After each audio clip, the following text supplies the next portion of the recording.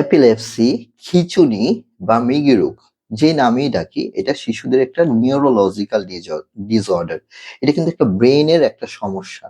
এটা কিন্তু life long একটা ডিসঅর্ডার। এটাকে নিয়ে চলতে হবে। যেভাবে ডায়াবেটিস, ক্যান্সার ঠিক তেমনই। হ্যাঁ? সঠিকভাবে যদি চিকিৎসাটা করেন, সঠিক নিয়মে চলেন, একজন চাইল্ড নিউরোলজিস্টের অধীনে যদি সবসময় থাকেন এবং এপিলেপসির, খিঁচুনির বা মৃগী রোগের যে ওষুধগুলো আছে, সেই ওষুধগুলো যদি আপনারা কন্টিনিউ করেন, তাহলে কিন্তু বাচ্চাটা স্বাভাবিকভাবে সব ধরনের কাজকর্ম করতে পারবে।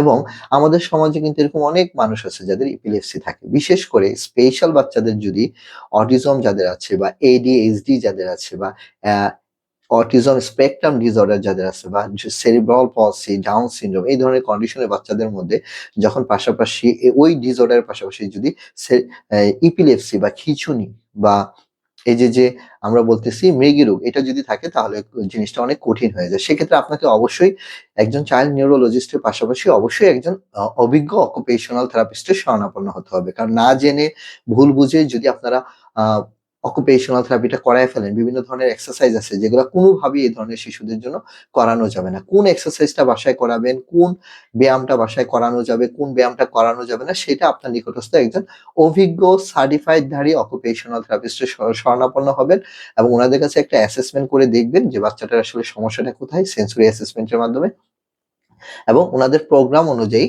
একটা হোম প্ল্যান নিবেন। ১ মাসের একটা বাড়ির কাজ নিয়ে যাবেন পরবর্তীতে এবং সেটা বুঝে যাবেন এবং সে অনুযায়ী বাসায় কাজ করবেন। ইনশাআল্লাহ আশা করি সঠিক থেরাপি চিকিৎসা পেলে আপনার বাচ্চাটা আস্তে, আস্তে স্বাভাবিক জীবনে স্বাবলম্বী হতে সহায়তা করবে।